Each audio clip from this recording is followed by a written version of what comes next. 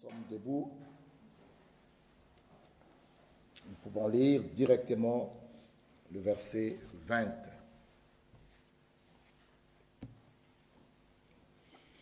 Voici, je me tiens à la porte et je frappe. Si quelqu'un entend ma voix et ouvre la porte, j'entrerai chez lui, je souperai avec lui et lui avec moi. Amen. Amen. Que Dieu vous bénisse. Vous pouvez vous asseoir. Je souperai avec lui et lui avec moi. Lorsque nous sommes en communion avec un frère ou une sœur ou quelqu'un qui vient chez vous, donc vous mangez, vous êtes ensemble, c'est vraiment des moments merveilleux lorsqu'on est dans une communion autour d'une table. Ce sont des moments bien. Et ici, le Seigneur Jésus nous donne cette promesse. Il nous dit, cette parole merveilleuse, qu'il va souper avec toi et toi avec lui. Mais pour qu'il entre chez toi et qu'il puisse souper, il dit, je souperai avec lui et lui avec moi, vous devez lui ouvrir la porte. Sinon, il n'y aura pas de communion. Il n'y aura pas d'entretien.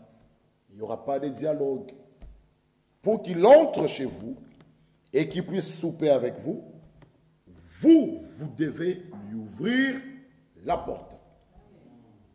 Et nous avons dit que cette porte, le poignet, se trouve à l'intérieur. C'est à vous de lui ouvrir. Lui ne peut pas forcer la porte. Il n'est pas un dictateur. Il respecte votre liberté. Et c'est à vous, vous devez lui ouvrir. Et il nous dit, si quelqu'un entend ma voix, il est question d'entendre sa voix. Bien-aimés frères et sœurs, dans Jean chapitre 10, il est écrit, en vérité, je vous le dis, celui qui n'entre pas par la porte dans la bergerie, mais qui monte par ailleurs, est un voleur et un brigand. Mais celui qui entre par la porte est le berger des brebis. Le portier lui ouvre. Les brebis entendent sa voix. Dans le naturel, un bon berger, vous verrez, il peut être devant et les brebis le suivent. Parce qu'au départ, la brebis ne peut pas se conduire d'elle-même. Il faut toujours qu'il y ait un conducteur qui connaît la route et le bon endroit où les amener pour manger. Une brebis qui veut se débrouiller d'elle-même, ce n'est pas correct. La brebis ne peut pas se débrouiller d'elle-même. Elle doit faire confiance à son conducteur qui est devant, qui va trouver un bon endroit où il y a l'herbe fraîche pour que les brebis mangent. Mais l'Écriture dit, mais celui qui entre par la porte est le berger des brebis. Le portier lui ouvre et les brebis entendent sa voix. Il est question d'entendre la voix du berger. Une brebis a cette capacité de reconnaître la voix de son berger. Cette capacité est dans la brebis. De reconnaître. Je me rappelle, frère Branham nous donne un exemple. Il avait vu un monsieur qui avait des brebis. Et il voulait expérimenter cette écriture. Il lui dit, donne-moi un peu ton bâton. Et il lui donne, et il essaie de siffler. Les brebis ne bougeaient pas. Les brebis étaient comme ça. Mais lorsque le berger lui-même a repris son bâton, il a sifflé. Toutes les brebis On dit, ce sifflet-là, il n'y en a pas deux. C'est le maître. Et toutes les brebis sont allées vers le berger. Vous voyez, bien-aimés frères, toutes les brebis, mais alors que lui, il pouvait aussi siffler, mais ça ne disait rien à l'oreille de ces brebis. Mais lorsque le berger, leur berger, a sifflé, toutes les brebis étaient là. Vous voyez, bien-aimés frères, c'est pourquoi, dans Psaume 23, il est écrit, le Psaume chapitre 23, « L'Éternel est mon berger, je ne manquerai de rien. » Une brebis doit faire confiance que je ne manquerai de rien. Ah, et nous avons, bien-aimés frères, nous devons avoir confiance en Dieu. Que rien ne peut manquer à un enfant de Dieu. Une brebis doit faire confiance à son berger. Il dit, la faim. Oh non, je ne m'inquiète même pas. Prenons un exemple. Un enfant, tel que ils sont là, je vois notre soeur Bibi prendre la petite Johnny. Tu ne peux pas dire, frère Job ne peut pas lui dire, j'ai pas l'argent. Pour elle, si elle a faim, débrouille-toi, moi je dois manger. Tu ne la verras pas dire, bon, comme papa, tu n'as pas l'argent, bon, je vais me débrouiller. Tu la vois, elle sort, elle va au Lidl, elle se débrouille. Non! Elle va se rouler par terre, elle va crier. Qu'est-ce qu'il y a? Mais j'ai faim. Tu dois faire l'impossible pour donner à manger à cet enfant-là. Ça, c'est le naturel. Et Jésus dit à Nicodème, si vous ne comprenez pas les choses terrestres, comment allez-vous comprendre les choses célestes? Si dans le naturel, un enfant, pour lui, son papa a beaucoup d'argent, son papa ne peut pas manquer 10 €. Pour lui, c'est impossible. Pour l'enfant, c'est impossible. Maman ne peut pas manquer. Si elle, que maman dit, j'ai pas l'argent, pour l'enfant, dit, mais c'est non-sens. Alors que c'est vrai, vous manquez. Mais si les enfants, ici-bas, ont cette confiance-là, combien à plus forte raison un enfant de Dieu, vous trouvez des brebis qui disent, bon, je vais me débrouiller. Comment ils vont se débrouiller? C'est pourquoi, mes frères, vous trouvez des gens même aller sur Internet, commencer à écouter. Normalement, non, ce n'est pas ça, ce n'est pas ça. Ce n'est pas ça, commencer à écouter, commencer à suivre, prendre des prédications, c'est doux, poster sur les statuts. Ce n'est pas ça, ce n'est pas ça, ce n'est pas ça. Vous devez suivre la conduite du Saint-Esprit. Ce n'est pas ça, ce n'est pas ça. Une brebis ne peut pas se débrouiller d'elle-même. Elle doit faire confiance au Dieu du ciel. Frère, si notre Dieu, même dans le naturel, vous trouverez le berger devant avec son bâton. Va-t-il laisser ses enfants comme ça? Va-t-il laisser ses enfants comme ça? Non! Et le psaume, revenant un peu au psaume 23, où David nous dit, là c'est David, son cantique qui dit, l'Éternel est mon berger. Il dit, je ne manquerai de rien. Il me fait reposer dans des verts pâturages. Il me dirige près des eaux paisibles. Il restaure mon âme. Il me conduit dans les sentiers de la justice à cause de son nom. Le verset 4 dit, quand je marche dans la vallée de l'ombre de la mort, je ne crains aucun mal, car tu es avec moi. Ta houlette et ton bâton me rassurent. Le bâton qu'a le berger, vous voyez, même s'il tapote un peu là, il dit, ça me rassure. Bien-aimés frères, c'est pourquoi un enfant de Dieu, même si le Seigneur le corrige, il est heureux, parce que c'est pour son bien. Il dit, ça me rassure. que mon Père veille sur moi. Il ne veut pas que je me perde. Un bon papa qui lève même la voix sur son fils ou sa fille. Non, souvent, les jeunes, ils pensent que papa n'est même... Mais lorsque vous allez grandir, tu diras que c'est vrai, mon papa, il m'aimait. Souvent, quand on est jeune, on ne comprend pas. On se révolte, papa ne m'aime pas, maman ne m'aime pas, il crie sur moi. Mais, avançant, vous donnerez raison aux parents que ce qu'ils faisaient, c'était pour notre bien.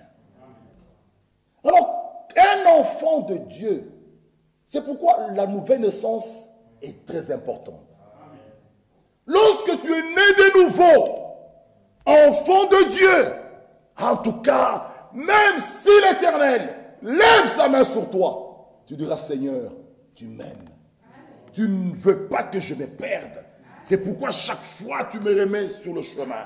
Lorsqu'Israël faisait des veaux d'or, il commettait des choses qui ne sont pas bien devant le Seigneur, qu'est-ce que Dieu faisait? Il descendait, il les châtiait. Mais Pharaon et tous les autres, c'est pourquoi parfois nous chantons, tentez, éprouvez, nous nous demandons. Pourquoi c'est ainsi? Pourquoi les méchants posent? On se pose même la question. Frère, le jugement de Dieu pour un véritable enfant de Dieu commence dans la maison de Dieu. Les autres, ceux qui vont voir à la fin, ça sera catastrophique. Un enfant de Dieu, c'est pourquoi David nous dit, ta houlette et ton bâton me rassurent.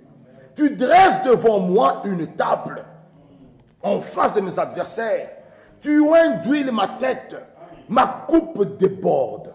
Oui, le bonheur et la grâce m'accompagneront tous les jours de ma vie. J'habiterai dans la maison de l'Éternel jusqu'à la fin de mes jours. Le même David nous dit dans le psaume 27, l'Éternel est ma lumière et mon salut. De qui aurais-je crainte? L'Éternel est le soutien de ma vie. De qui aurais-je peur? Quand des méchants s'avancent contre moi pour dévorer ma chair, ce sont mes persécuteurs et mes ennemis qui chancellent et tombent. Si une armée se complète contre moi, mon cœur n'aurait aucune crainte. Si une guerre s'élève contre moi, je serai malgré cela plein de confiance. Je demande à l'Éternel une chose que je désire ardemment. Une chose que David désirait ardemment. Je voudrais habiter toute ma vie dans la maison de l'Éternel pour contempler la magnificence de l'Éternel et pour admirer son temple. Je demande une chose à l'Éternel que je désire ardemment. Oh bien-aimé, est-ce que cela est aussi ta demande ce soir? Est-ce que c'est là ton souci ce soir? D'habiter. Oh, pas un jour, toute la vie. Oui, mes frères et sœurs. David, lorsqu'il disait ces choses, il était conscient et sûr de ce qu'il disait. C'est pourquoi nous revenons dans notre écriture de Jean chapitre 10, où on parle ici, Jésus, notre Seigneur, nous pouvons lire cela. Il dit, le verset 2, mais celui qui entre par la porte est le berger des brebis. Ah, le portier lui ouvre. Les brebis entendent sa voix. Ah, il est question d'entendre la voix du bon berger. Dans l'hébreu, il est écrit, aujourd'hui, si vous entendez sa voix, n'endurcissez pas votre cœur. Il est question d'entendre la voix. Oui, mes frères. Frère Michel a sa voix. Le frère Dieudonné a sa voix. Frère Jean-Claude a sa voix. La politique a sa voix. Chacun a sa voix. Mais il faut entendre la voix du bon berger. Et cette voix-là, quiconque est né de nouveau, se reconnaître que là, c'est le berger. Le grand berger des bergers. Il me parle, bien aimés frères. Oh, souvent nous disons, quelque chose me disait. Souvent, tu es là, toi, oui, quelque chose me disait, ne fais pas ça, mais je n'ai pas pu obéir. Voilà ce qui m'est arrivé. Mais celui qui a déjà fait l'expérience de Dieu, parlons un peu de notre bien-aimé même, frère Franck. Vous connaissez son expérience où il devait voyager. Vous savez cela. Tout était prêt. Il allait pour même monter l'avion. Une voix qui dit, ne monte pas, n'y va pas. Il a obéi. Il retourne. L'avion tombe. On appelle au centre. Nous vous informons. Parce que nous avons vu sur la liste, il y avait tel. Il y avait ce monsieur. Il dit, c'est bel et bien moi qui vous parle. Mais, frère, c'est pourquoi il faut une expérience, qu'il y ait une intimité entre toi et Dieu. Bien-aimés frères et sœurs, sortons un peu dans cette... Non, il faut que chacun de vous parvienne à être sûr et certain que Dieu me parle. Dieu parle, frère. Notre Dieu est une réalité. Il y a toujours les deux choses, frère. Il y a la théorie et la réalité. Il y a un enseignement sur la nouvelle naissance, l'enseignement sur la régénération, l'enseignement sur la conversion, mais il y a aussi l'expérience de la nouvelle naissance, l'expérience de la conversion. Sortons un peu. Nous restons trop sur la théorie, mais il faut des choses réelles. Dieu est une réalité, bien aimés frères. Notre Dieu parle. Il est vivant, notre Dieu. Il parle, il bénit, il guérit, il agit. Dieu est vivant. Aussi longtemps que toi tu vis. Hébreu chapitre 11, bien-aimés frères. Hébreu chapitre 11 nous dit quoi? Hébreu chapitre 11. J'aime bien cette écriture. On va revenir dans Jean 10. Hébreu chapitre 11 ici, le verset 5. C'est par la foi qu'Enoch fut enlevé. Oh, pour qu'il ne voie point la mort. Bien-aimés frères et sœurs, en rapport avec l'enlèvement, nous avons un exemple réel, c'est celui d'Enoch. Enoch, qui est un type des élus de l'âge de Laodicée, il n'a pas vu la mort. Cet homme est parti vivant. Dans cet âge de Laodicée, nous devons le croire, ce sont des réalités divines. Il y aura un groupe d'hommes et de femmes dans notre temps qui ne verront pas la mort, qui vont expérimenter la transmutation. Bien-aimés frères et sœurs, avant que le Saint-Esprit ne fasse son habitation en toi pour expérimenter la transmutation, d'abord l'âme doit être régénérée. C'est pourquoi nous disons ceci. La transmutation, oh, les gens attendent que ça viendra d'abord. Ce n'est pas de l'extérieur vers l'intérieur. Non, c'est de l'intérieur vers l'extérieur. D'abord, l'intérieur est régénéré. L'intérieur est transformé. Un cœur nouveau, un esprit nouveau. Alors le Saint-Esprit pourra faire son habitation dans l'âme.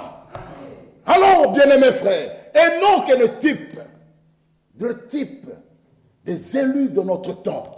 L'âge de Laodicée, l'âge dans lequel toi et moi nous vivons. Il y aura des hommes et des femmes qui ne verront pas la mort.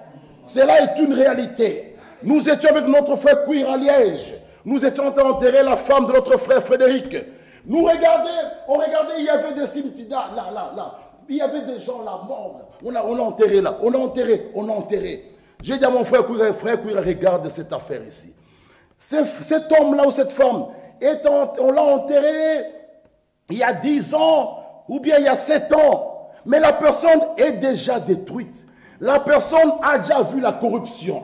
Mais si, lorsqu'on l'a enterré, il n'est pas mort avec Christ en lui, qu'est-ce qui le fera sortir de là? Parce que lorsque Jésus descendra, 3 choses l'accompagnent. La trompette, la voix de l'archange et le cri de commandement. Le cri de commandement est adressé aux morts en Christ. Maintenant, si toi, bien-aimé frère, tu es mort sans Christ, qui te fera sortir de la tombe? Soyez sérieux. Votre préparation, frère, Jésus revient bientôt. Si aujourd'hui on t'enterre, qui te fera sortir de là? Ton papa? Non. Continue à le suivre. Continue à t'appuyer sur ses expériences. Continue à t'appuyer sur sa relation avec Dieu. Chacun de nous doit avoir sa propre relation avec Dieu. Dieu du ciel. Il est le Dieu des nations dans ce temps. C'est individuel. Ce n'est pas comme laissez Israël tranquille. Pour nous, c'est dommage. Et je le dis et je le redis. Vous tous les enfants, oui, quelle grâce d'être né, de ne pas être chez les Malemba, chez les méthodistes. C'est une grâce. Tu es né dans le message. C'est une grâce. Mais ce n'est pas le salut. Ce n'est pas ça. Ce n'est pas ça encore le salut. Tu dois faire tes expériences seul avec Dieu. Tu dois les faire. Tu dois avoir une relation intime avec Dieu. Tu dois être dans cette communion parfaite. Devenons un avec lui. Comme la prière sacerdotale que Jésus a dit. Moi en eux et en moi. Frères et sœurs, là vous devenez des amis. Où il est écrit que vous êtes mes amis. Mais, bien-aimés frères, sortons un peu. Il y a quelque chose qui ne va pas. Nous nous appuyons beaucoup sur la foi des parents. C'est très bien. Mais chacun de nous qui est à l'âge de regarder les choses en face et de dire ça c'est bien, ça c'est mauvais, doit prendre sa propre décision. Chacun doit faire son choix. Jésus est vivant. Jésus est vivant. Réalisons Hébreux 11. Il nous dit, c'est par la foi qu'Enoch fut enlevé pour qu'il ne voie point la mort. Et il ne parut plus parce que Dieu l'avait enlevé. Car, avant son enlèvement, et ceci doit s'accomplir en nous, il faut, avant notre enlèvement, que Dieu lui-même nous trouve agréables. Frère, les hommes, oui, ils peuvent te trouver agréable. Tu es une très bonne sœur, c'est bien. Mais le témoignage qui doit régner, c'est le témoignage qui vient d'en haut. Jésus-Christ lui-même, lorsqu'il sortait des eaux du baptême, Dieu lui-même, le témoignage s'est fait entendre. Celui-ci est mon fils bien-aimé, en qui j'ai mis mon affection, écoutez-le. Mais notre témoignage, nous le voulons que des hommes. Oh, c'est un bon frère. Oh, c'est un bon prédicateur. Ça ne sert à rien. Pour moi, ça ne sert à rien. Parce que si les hommes m'applaudissent, mais Dieu, lui, te regarde, il te dit zéro, tu es l'homme le plus malheureux. Je préfère que les hommes me rejettent, que tout le monde me rejette, mais que Dieu au ciel m'applaudisse. C'est pourquoi, frère, nous n'avons pas besoin des éloges des hommes. Non, nous n'avons pas besoin que tu sois content de ma prédication, que tu sois la prédication, moi ça me fera ni chaud ni froid. Moi c'est, est-ce que Dieu au ciel est content du travail que je fais? Ah, c'est ça le problème. Paul dit, qui voulez-vous plaire? Les hommes ou Dieu? Êtes-vous serviteur des hommes ou de Dieu? Si tu l'es de Dieu, oh frère, tu ne chercheras pas les éloges des hommes. Et si Dieu t'a envoyé, t'a appelé, il te soutiendra. Amen. Et l'Écriture continue, dit, le verset 6, or sans la foi, il est impossible de lui être agréable. Car il faut que celui qui s'approche de Dieu croie que Dieu existe. Ah. De la même manière que tu existes, tu dois aussi croire que Dieu existe. C'est dommage quand il y a des personnes avec plein de courage qui peuvent dire que Dieu n'existait pas. Mais toi, tu existes comment? Toi, tu existes, Dieu aussi existe. Tu dois croire. L'Écriture est claire. Il dit, car il faut que celui qui s'approche de Dieu croie que Dieu existe. Ce soir, dans cette salle, où ceux qui nous suivent à la maison doivent croire que Dieu existe. Ce soir, dans cette salle, vous devez croire qu'il est ici. Selon son écriture, de Matthieu 18, il dit, là où 2 ou 3 sont assemblés en son nom, je suis au milieu d'eux. Nous devons croire qu'il est présent. Mais si tu viens à l'église en doutant s'il est là ou pas, alors il y a quelque chose qui ne va pas. Mais c'est lui qui a déclaré dans Matthieu 18. Et l'écriture dit, sans la foi, il est impossible de lui être agréable. Impossible. La foi, sans la foi, il est impossible d'être agréable à Dieu. Impossible. Et la foi, c'est un don de Dieu. C'est lui, bien-aimés frères et sœurs. La foi véritable, selon Jean 7, 38, c'est croire selon les Saintes Écritures. Pas croire comme dit ton Église, mais croire selon les Saintes Écritures. Croire ce que Dieu a dit. La foi biblique. Et bien-aimés frères, celui qui est né de nouveau a la foi. Celui qui est né de nouveau a la foi. Celui qui est né de nouveau a la vie éternelle. Celui qui est né de nouveau connaît la voix du bon berger. Par la nouvelle naissance, Dieu, frères et sœurs, c'est pourquoi nous disons, de tout l'Ancien Testament, aucun homme, ni Abraham, ni Jérémie, ni Moïse, n'a appelé Dieu Père. Ok. Mais lorsque Jésus vint, c'est que nous disons, c'est en Christ qu'a commencé la nouvelle création par engendrement. Parce que Dieu voulait avoir des fils et des filles qui sortent de lui.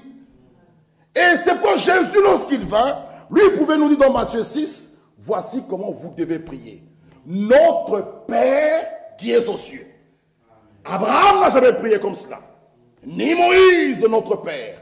Jésus, lui, est venu nous enseigner comment nous devons prier. Notre Père qui est aux cieux.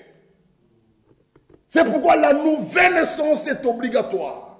Vous naissez de nouveau, par engendrement, par la parole et par l'esprit. Dieu est votre Père. C'est pourquoi nous disons, un homme peut être marié avec sa femme. Tant qu'ils n'ont pas encore un enfant, il n'est pas encore père. Mais il a cet attribut en lui. Mais, le jour que Marie a mis au monde l'enfant Jésus, Dieu devint père. Frères et sœurs, tu es là, homme, oui, avec ta femme, ok. Mais il n'y a personne sur la terre, même si quelqu'un a un enfant, par respect t'appelle père, c'est pas respect. C'est pas respect. Il n'est pas engendré par toi, ni enfanté par ta femme. Mais le jour que toi-même, ta propre femme, mettra au monde, à l'hôpital, l'enfant pleure, non! À la même seconde, tu deviens père. C'est pourquoi, dans l'Ancien Testament, nous parlons clairement, ni Abraham, personne ne pouvait appeler Dieu Père. Adam lui-même, fils de Dieu, mais créé. Mais il fallait des enfants engendrés, qui sortent de Dieu, qui aient sa nature, la substance de Dieu, qui participent qui aient la vie divine. Ah, la nature de Dieu. Oh frère, la nature de Dieu en toi. Mais comment nous trouvons encore la colère, l'animosité? Non, l'amour de Dieu, c'est la nature de Dieu en nous. C'est pourquoi un enfant de Dieu né de nouveau, n'allons même pas d'abord au Seigneur, né de nouveau, ne peut pas haïr. Parce que les gens offrent le Saint-Esprit. Non, la nouvelle naissance. Tu es né de Dieu. Dieu est amour. Ne peut pas haïr. Ni tuer quelqu'un. N'est pas un meurtrier. Non. Les gens aujourd'hui fabriquent leur propre nouvelle naissance.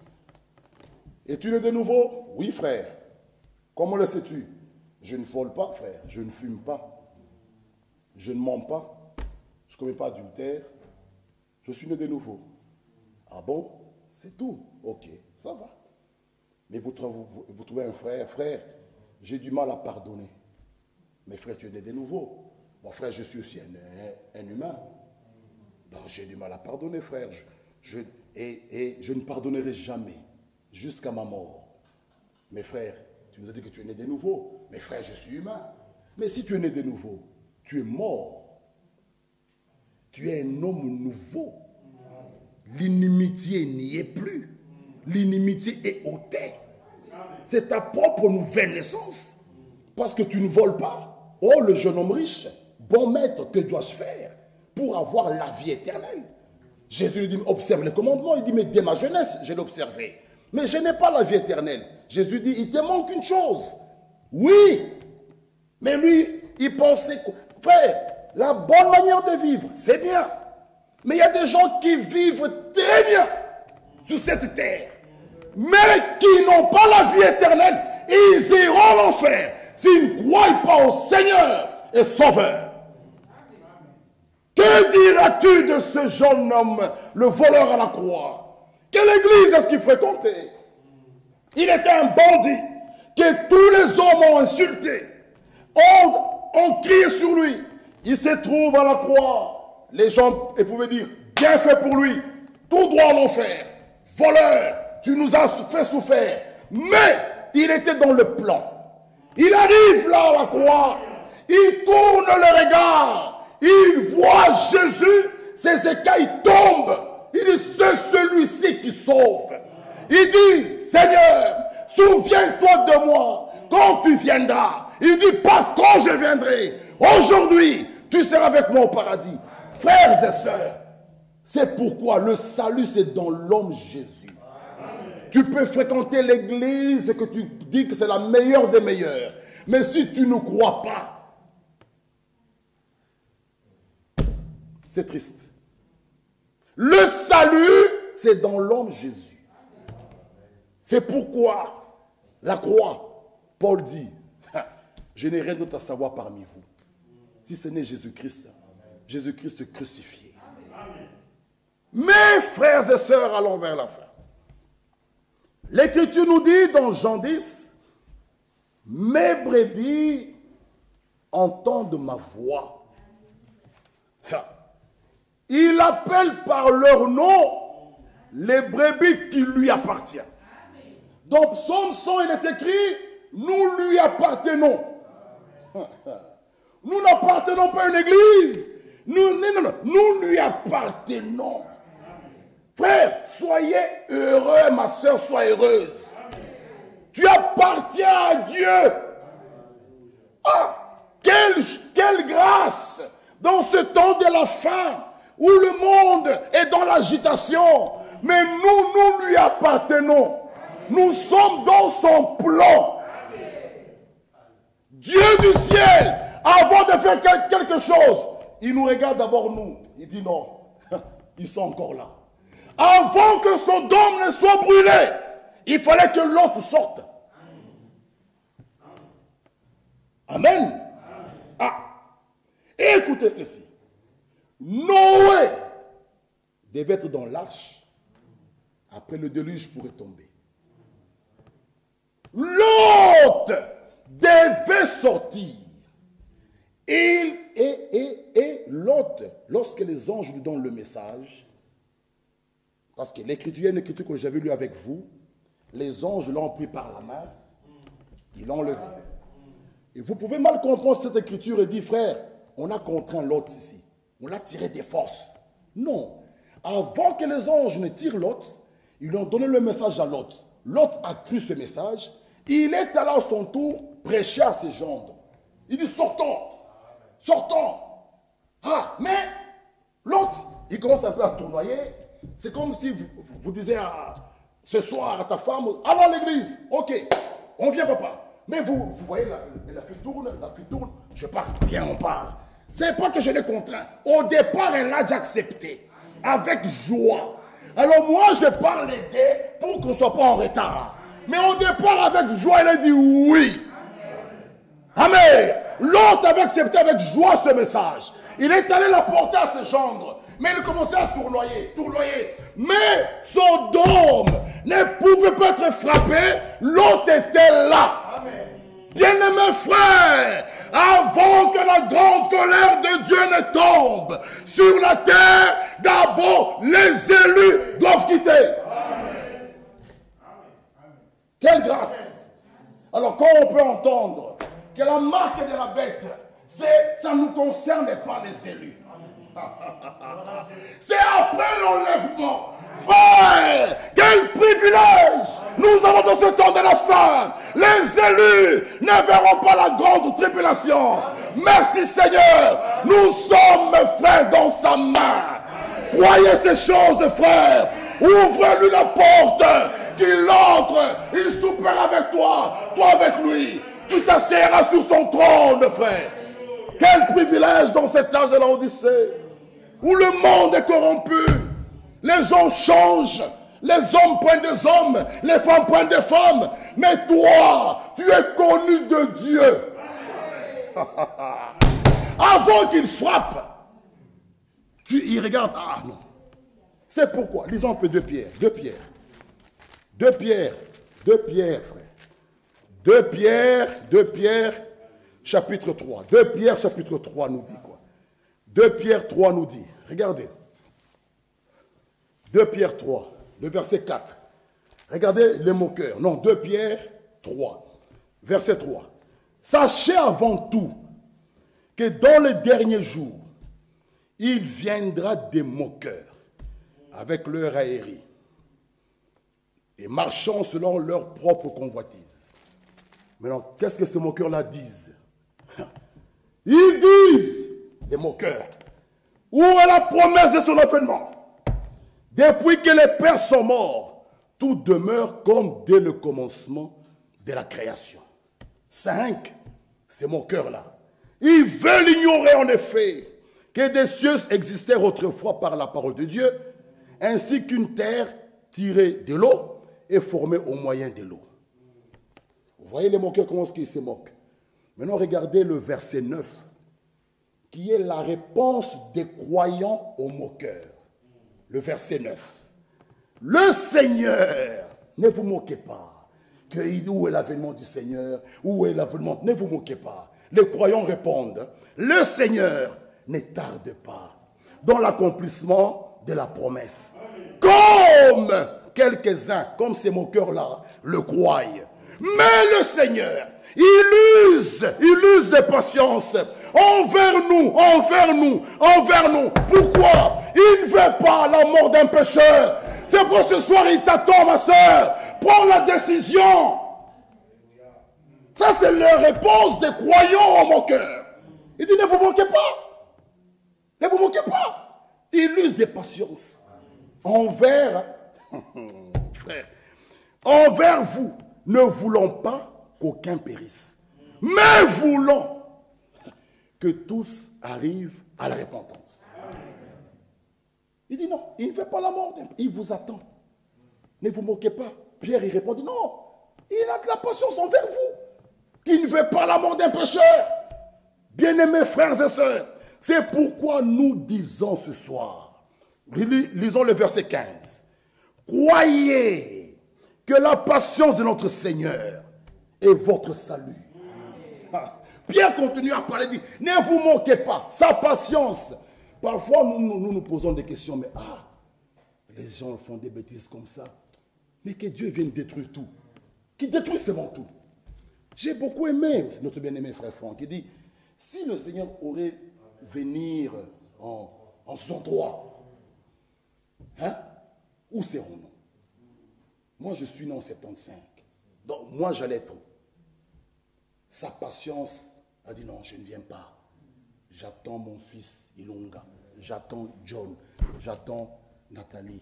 J'attends Karine. J'attends toi. Ça c'est sa patience. Où allez-nous être, nous? Vous voyez, ça c'est pourquoi il dit, croyez que la patience de notre Seigneur est votre salut. s'il devait venir même maintenant, il y a ceux qui n'ont pas encore le Saint-Esprit. Il y a ceux qui ne sont pas prêts. Il y a des couples qui ne se parlent pas. Mais s'il arrivait maintenant, quel est votre état? C'est pourquoi il est patient. Sa patience est votre salut.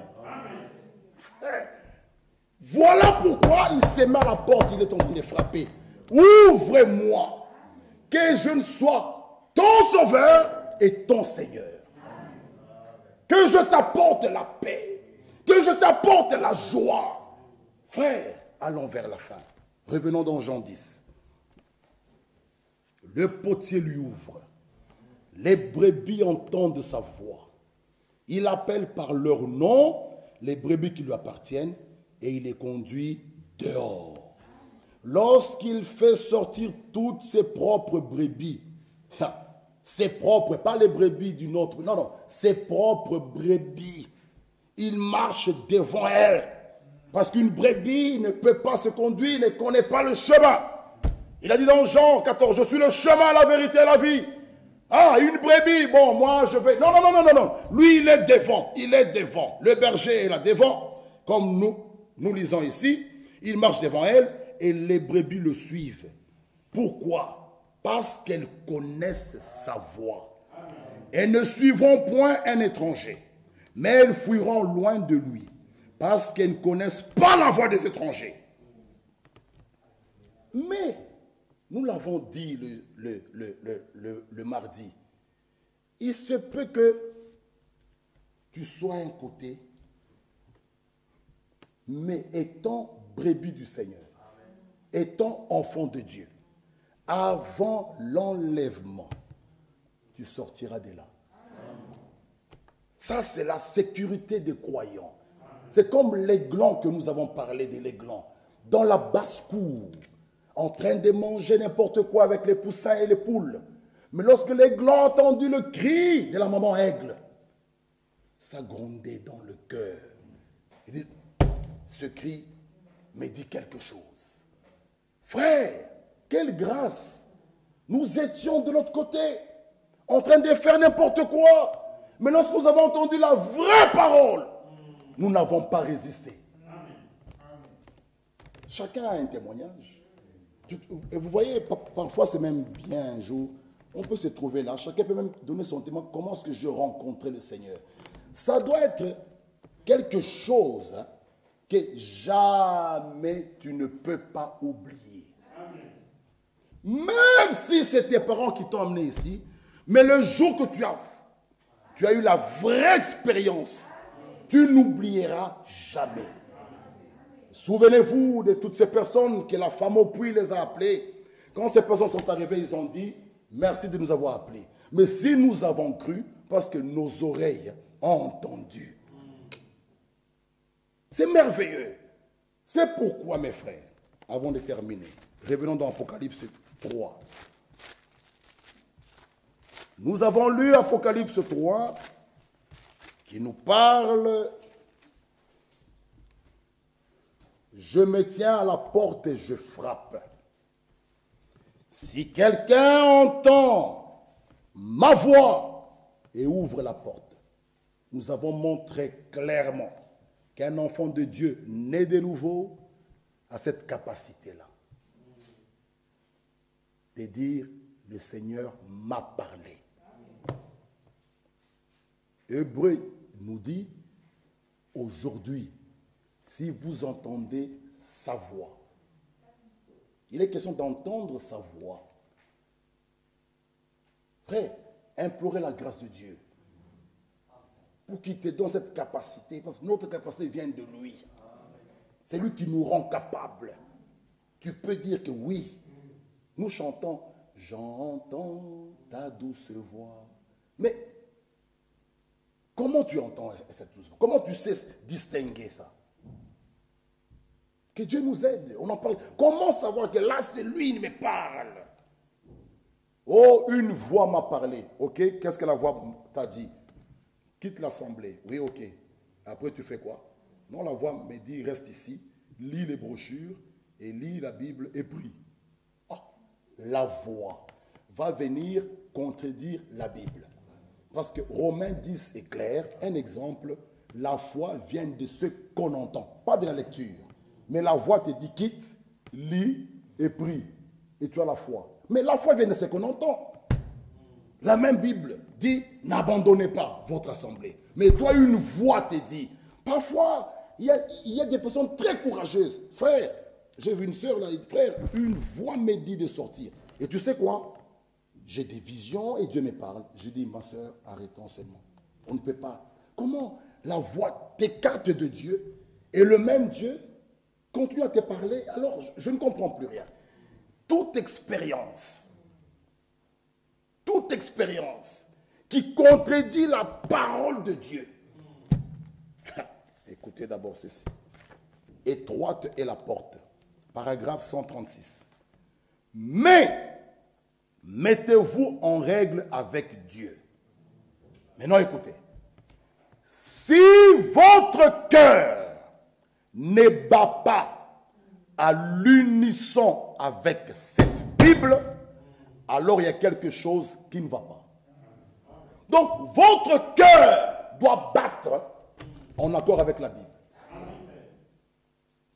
Ça, c'est le prophète. Étroite est la porte, paragraphe 136. Si votre cœur ne bat pas à l'unisson avec cette Bible, il y a quelque chose qui ne va pas. Il y a quelque chose qui ne va pas. Peu importe ce que dit votre église, vous ne pouvez pas entrer sur base de cela. Vous devez entrer sur base de ce que Dieu a dit.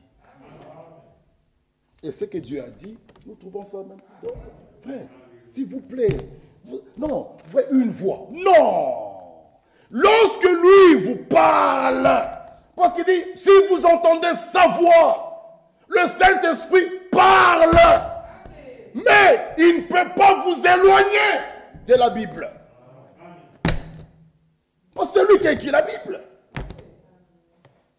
Le Saint-Esprit, bien-aimé frère, ne peut pas vous conduire en dehors de la vérité. Qu'est-ce que la vérité? Sanctifie-leur pas ta vérité, ta parole est la vérité. Amen.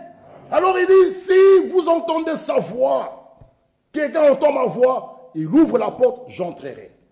Maintenant, nous avons dit que vous avez des petites portes dans votre cœur. Première porte, porte de l'égoïsme. Quand quelqu'un est égoïste, il dit, c'est moi et ma famille, ça suffit. Ça, c'est faux. Notre frère nous a parlé de la statue de l'homme parfait. Vous avez vu l'amour fraternel à la fin. Quand quelqu'un est sauvé, il a la vie éternelle, il ne vit plus pour lui-même. Il ne vit plus pour lui-même.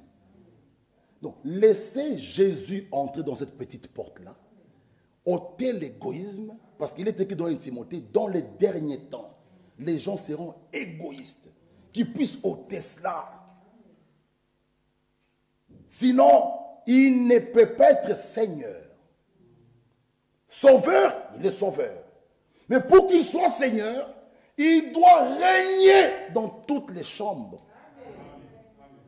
Porte de l'égoïsme. 1 Jean 3. 1 Jean 3, 16 à 17. 1 Jean 3, 16 à 17. Nous avons connu l'amour en ce qu'il a donné sa vie pour nous. Nous aussi, nous devons donner notre vie pour les frères. Là, il n'y a plus d'égoïste ici. Amen. Quand on est enfant de Dieu, nous venons de lire, nous aussi, nous devons, pas nous pouvons, nous devons donner notre vie pour les frères. Là, ça devient compliqué. Je dis, frère, moi, donner ma vie pour les frères, et ma femme, et mes enfants, qui va les garder? Frère, ah, non, non, non, non. Allez doucement avec la Bible. Allez doucement. Là, on commence à résoudre. Parce que là, il faut être vraiment né de Dieu pour comprendre ces choses. Sinon, là, on va, mes frères, et ma femme, les enfants, et qui va les garder. Frère, donnez ma vie. Non, frère. Frère, non. Frère, non, non, non. Toi, vas-y. Mais celui qui est né de Dieu, qui est vraiment en Christ, frère, il n'est plus égoïste. Un égoïste, c'est moi, ma femme, fini. Il ne regarde qu'à lui-même. Mais celui qui est né de Dieu, parce que les gens disent l'égoïste, c'est seulement l'argent. Non, même dans les actes, tu peux être égoïste. Tu veux te plaire, te satisfaire toi-même. Tu es égoïste. Non, je dois penser aussi aux autres. Je pense aussi à l'autre, je pense à l'autre. Même dans l'église, on doit être comme ça. Et l'Écriture est claire, le verset 17. Si quelqu'un possède les biens du monde et que voyant son frère dans le besoin, il lui ferme ses entrailles, comment l'amour de Dieu demeure en lui? Tu es un égoïste. Voilà pourquoi, mes frères, étant en Christ, nous sommes une famille, je ne sais pas comment dire, qui dépasse même la famille terrestre ici. Ça, ce mystère, il faut que Dieu vous le révèle. Sinon, tu ne comprendras pas. Tu ne comprendras pas ces choses-là. Tu vois ta sœur en Christ. Non, sœur en Christ, réellement en Christ, dans le corps de Christ. Mes frères et sœurs, le regard change. Je vivrai avec elle. Là-haut, mes frères et sœurs, Romains est clair, faites du bien à tout le monde. Mais surtout, pourquoi? Il faut comprendre ça. Il faut comprendre ça. Dieu nous regarde. Dieu nous regarde, frère. Ne soyons pas égoïstes. Pensons aussi aux autres, même dans nos actes. Pensons aussi aux autres. Si c'est ce que je fais là, et qu'on l'entend, comme j'avais donné l'exemple de mon frère Elion, le pupillat, mais qu'est-ce qui... Je m'en fous, frère, je m'en fous. Mais non, Romains 15, vous qui êtes forts, qu'est-ce qu'il faut faire des faibles? Les écraser? Non, pensez à eux, c'est une âme du Seigneur. Qu'est-ce qu'Elion dira? Il dira quoi, Elion? Il dira quoi? Non, je m'en fous, frère. Après tout, je suis libre. Non. Deuxième porte, on va lire, c'est porte de la vie privée. Non, je suis libre, frère. Frère, c'est ma vie privée. Je dois, moi, chaque fois, me priver pour plaire aux autres. Mais c'est ça que dit la parole. Christ s'est privé de lui-même. Lui qui était là-haut, Elohim. Il s'est privé de lui-même. Mais il est sorti de là. Il s'est fait un corps. Il dit, je m'en vais pour eux. Mourir, accepter la honte. Il a accepté la honte. Mais aujourd'hui, les chrétiens ne veulent pas accepter la honte. Ils ne veulent pas. Ils disent, non frère, on va me dominer, frère. Moi aussi, je dois parler. Non. Philippiens dit, le sentiment qui est en Jésus-Christ. Acceptez la honte, frère. Mais la couronne de gloire t'attend. Acceptez qu'on vous insulte, acceptez. Qu'on vous crache dessus, acceptez ça. Christ, on l'a fait sur lui, ça. Acceptons. Nous chantons tous, je veux être comme Jésus. Mais on arrive à dire, ah non, frère, non, non. Si toi vas-y. Non, non, c'est en tout. Romains 15 est clair, vous qui êtes forts. Mais portez les faibles. Pas les écraser, portez, pensez à eux. Pas être égoïste, pense à Elion. Tu dis, mais pense à lui. Parce que la Bible dit, ne soyez pas en scandale. Même au plus petit. Au plus petit. Oh non, je m'en fous, frère. C'est ma vie privée. Non. C'est pourquoi, mes bien-aimés frères, chaque acte que nous posons, c'est un enseignement. Même pour le plus petit. Mais il voit. Il voit, il est là, il me voit, il voit. J'arrive avec un... On m'a coupé, il dira, mais son père, mais papa, mais frère Michel, et vous l'avez laissé prêcher, non? Mais il voit, il me voit, et vous voulez que je fasse quoi? Il voit. Non, frère, je m'en fous, frère. Ça, c'est être un égoïste. Et un enfant de Dieu n'est pas égoïste. Non, nous devons donner la vie aussi pour les autres. Mais là, je sais que c'est compliqué. Oui, mais avec Christ, c'est possible. Avec Christ, c'est possible, bien-aimés frères.